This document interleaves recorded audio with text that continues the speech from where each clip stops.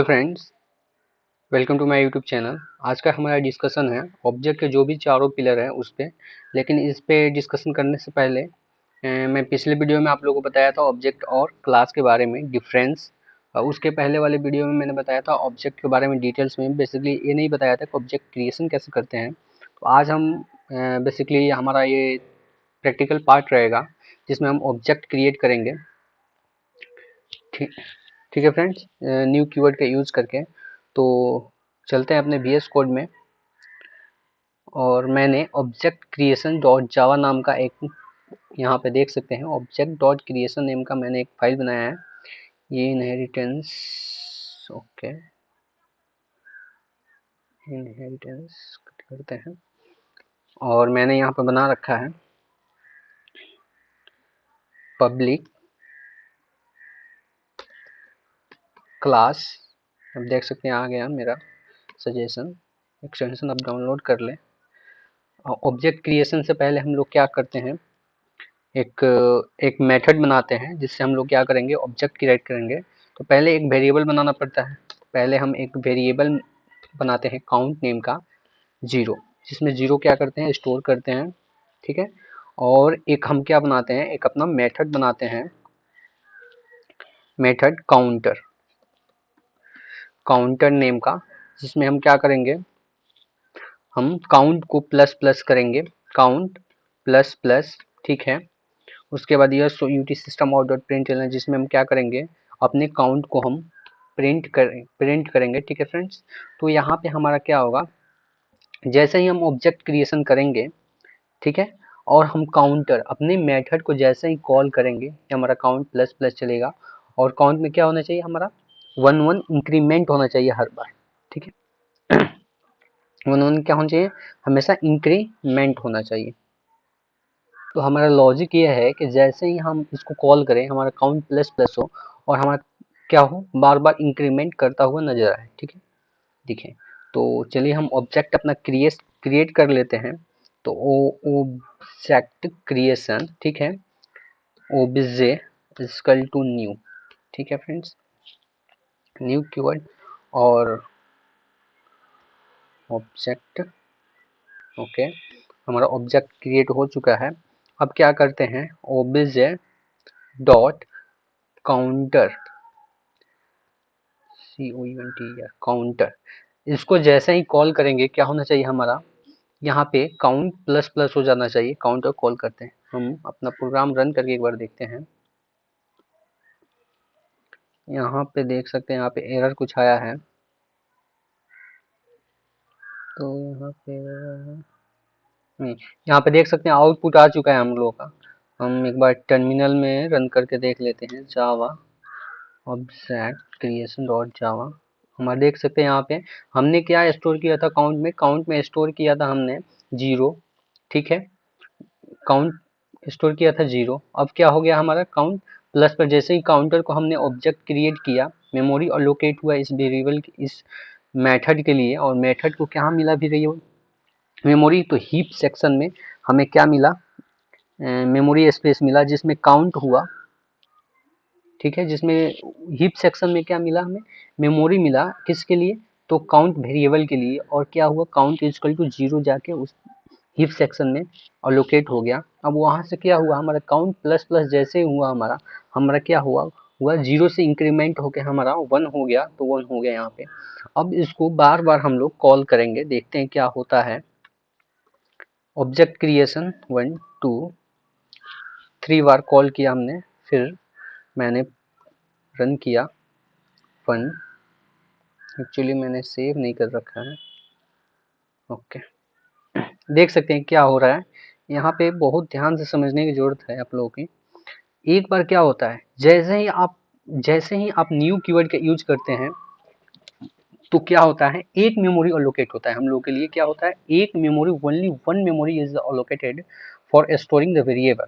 Okay, तो variable store हो चुका है जिसमें क्या है, 0 है। अब जैसे इंक्रीमेंट हो रहा है तो वहां पे क्या हो जा रहा है, 0 से 1 हो जा रहा है। ठीक है, तो 1 स्टोर हो गया, 1 स्टोर हो गया ना। पहली बार हमने जैसे इसको कॉल किया तो हमारा इंक्रीमेंट होके 1 हो गया। नेक्स्ट टाइम में क्या होगा, नेक्स्ट टाइम में वही वेरिएबल को क्या करेगा, वो ये प्रोग्राम फिर यूज करेगा जो इंक्रीमेंट हो चुका है 1, तो फिर क्या होगा, इंक्रीमेंट होकर 2 हो जाएगा, फिर यहाँ पे 3 हो जाएगा। अब आपको एक और सिचुएशन देता हूँ, जैसे आप ऐसे भी वेरी आप अपने ऑब्जेक्ट क्रिएट करके आप कॉल कर सकते हैं new object dot counter. Okay, आप यहाँ पे बताएंगे कि आपका राइट आंसर क्या आएगा, आपको सोचना है कि क्या आएगा। आप लोगों को बताया मैंने कि जैसे ही हम न्यू कीवर्ड का यूज करते हैं तो हमें क्या होता है, बार बार मेमोरी क्या होता है, न्यू मेमोरी अलोकेट होता है। तो आप यहाँ पे आंसर देखें, कमेंट बॉक्स में आंसर बताएं कि यहाँ पे क्या होगा, what's happen when you can run the program. ठीक है, तो आप यहाँ पे बताएं क्या होगा। तो हम देखते हैं प्रोग्राम रन करके क्या होता है एक्चुअली। यहाँ पे इन सबको हम कमेंट कर देते हैं। जैसे इन सब का देखा हमने, इंक्रीमेंट हो रहा है बार बार, तो ऐसे यहाँ पर भी होना चाहिए इंक्रीमेंट। तो एक बार देखते हैं क्या होता है।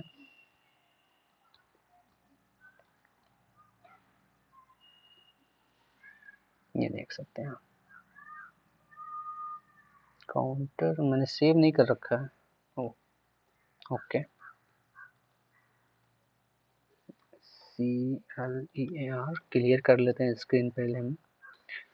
हाँ, तो यहाँ पे देख सकते हैं, यहाँ पे क्या हो रहा है, वहाँ पे क्या हो रहा था, वहाँ पे हो रहा था ये कि आप न्यू कीवर्ड का यूज किए हैं तो सिर्फ एक बार मेमोरी अलोकेट हो गया है उस वेरिएबल के लिए, जिसमें क्या हुआ है, वो वेरिएबल स्टोर हो गया है 0। इसमें क्या हो रहा है, ऐसे हम ऑब्जेक्ट क्रिएट करते हैं तो क्या होता है, इसमें ये होता है कि जैसे न्यू कीवर्ड का हमने यहाँ पे बार बार यूज किया है तो बार बार हमें हमारे इस प्रोग्राम के लिए मेमोरी अलोकेट होगा उस वेरिएबल और मेथड को स्टोर करने के लिए।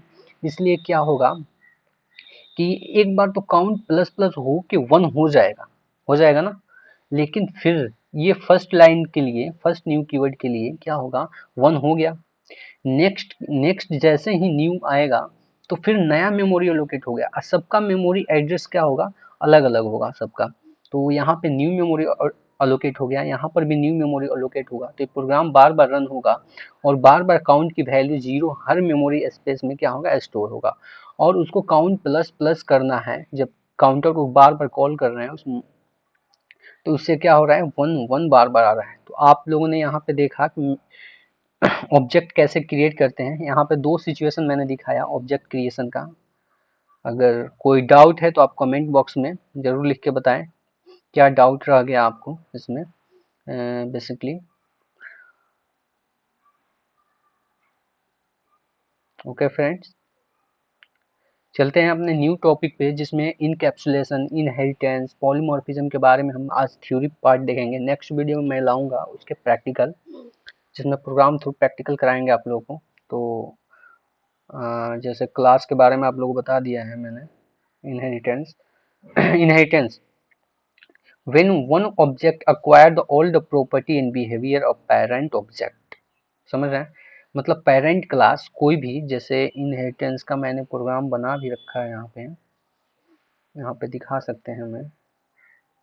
हाँ, थ्योरी भी देखते रहते हैं अपना।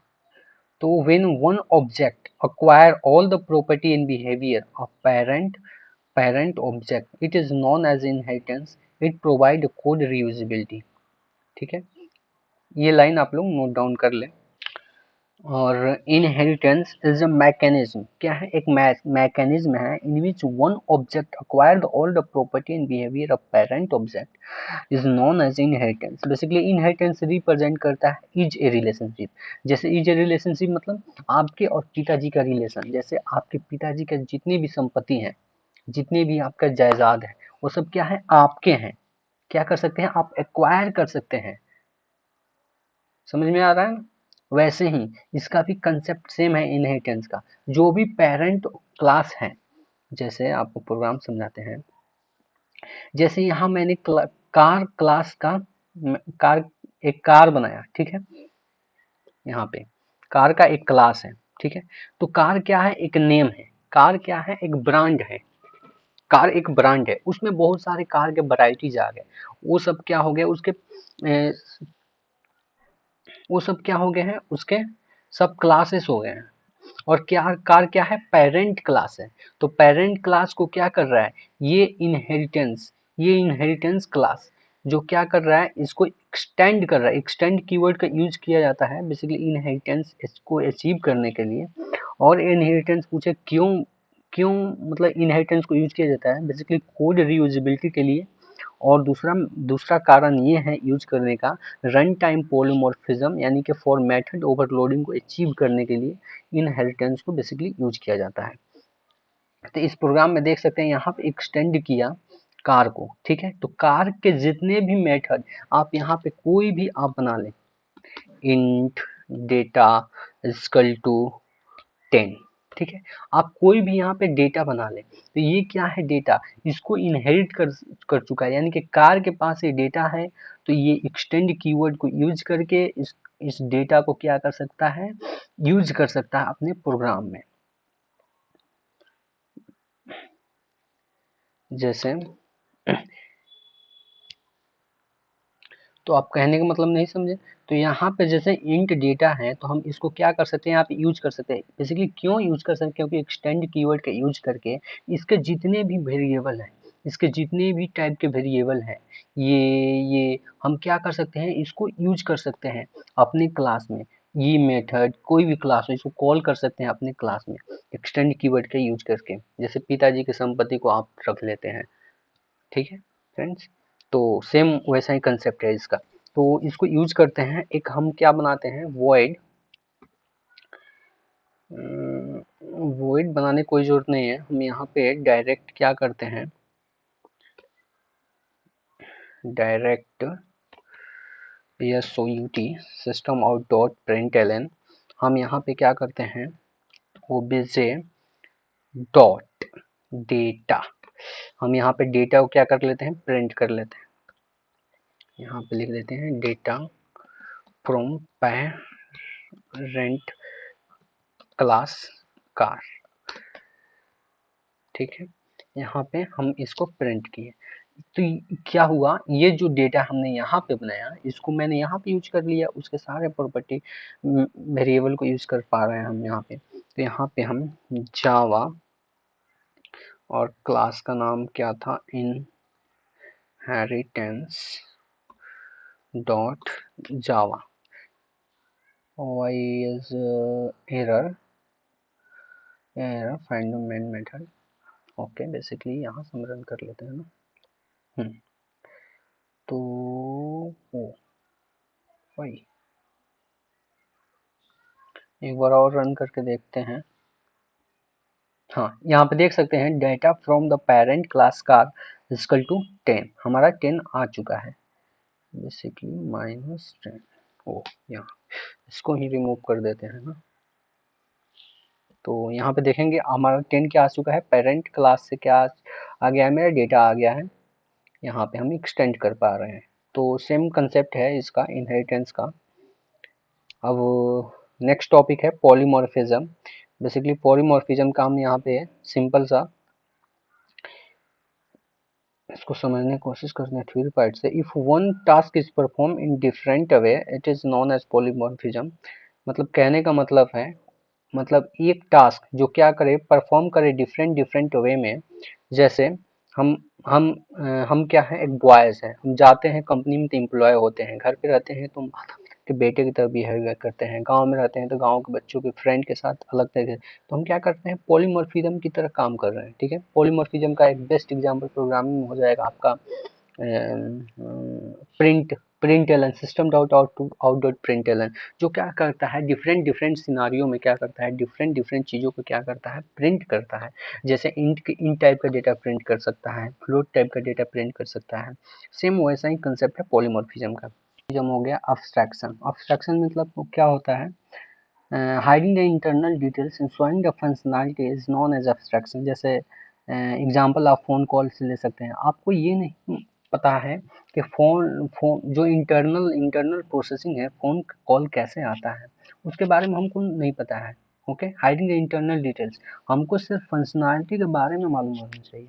ठीक है, जैसे कोई भी ऐप पे आप जाते हैं तो वो ऐप कैसे, उसके इंटरनल प्रोसेसिंग कैसे काम कर रहे हैं उसके बारे में नहीं, उसको तो हम हाइड, वो जब भी ऐप मिलता है तो हमसे हाइड रहता है, बस हमें फंक्शनैलिटी के बारे में पता होना चाहिए। तो होता है abstraction, hiding the internal details and showing the functionality. सिर्फ फंक्शनैलिटी को क्या करता है, शोइंग करता है, और इंटरनल डिटेल्स को क्या कर देता है, हाइड कर देता है। उसे हम क्या करते हैं, अब्स्ट्रक्शन कहते हैं। ठीक है फिर इनकैप्सुलेशन, इनकैप्सुलेशन आप देख सकते हैं, इनकैप्सुलेशन बाइंडिंग और wrapping the code and data together into a single unit are known as encapsulation. जैसे बेस्ट एग्जांपल आपका क्या है, कैप्सूल।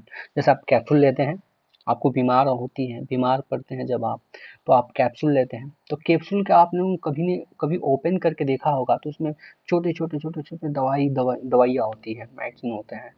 तो उन सब मेडिसिन को क्या कर दिया जाता है, रैप कर दिया जाता है इन्हें सिंगल यूनिट में, एक छोटे से दवा के रूप में, जिसे आप लोग को दिया जाता है, आप ठीक हो जाते हैं। वैसे ही इनकैप्सुलेशन का क्या है, कंसेप्ट है, किसी भी कोड को क्या कर देना, बाइंडिंग कर देना और रैप कर देना टूगेदर ए सिंगल यूनिट में, एक छोटे से यूनिट में, उसे हम क्या कर सकते हैं, इनकैप्सुलेशन कह सकते हैं। इनकैप्सुलेशन बेसिकली गेटर और सेटर मेथड का यूज किया जाता है, इतना याद रखें। नेक्स्ट वीडियो में जैसे मिलेंगे वैसे हम देखेंगे प्रैक्टिकल इनकैप्सुलेशन, इनहेरिटेंस को देखें। इनहेरिटेंस के और भी टाइप्स होते हैं, उन सब के बारे में बताऊंगा, पॉलीमॉर्फिज्म के बारे में बताऊंगा, जिसके दो दो टाइप्स होते हैं, रन टाइम और कंपाइल टाइम, उसके बारे में। अब्स्ट्रक्शन के बारे में बताऊंगा, अब्स्ट्रक्ट क्लास, अब्स्ट्रक्ट कीवर्ड के बारे में। तो आप अगर चैनल पर नए हैं तो चैनल सब्सक्राइब कर लें। ठीक है फ्रेंड्स, नेक्स्ट वीडियो में मिलते हैं इन सब के प्रैक्टिकल के साथ इन एट वीएस कोड पे। ठीक है फ्रेंड्स।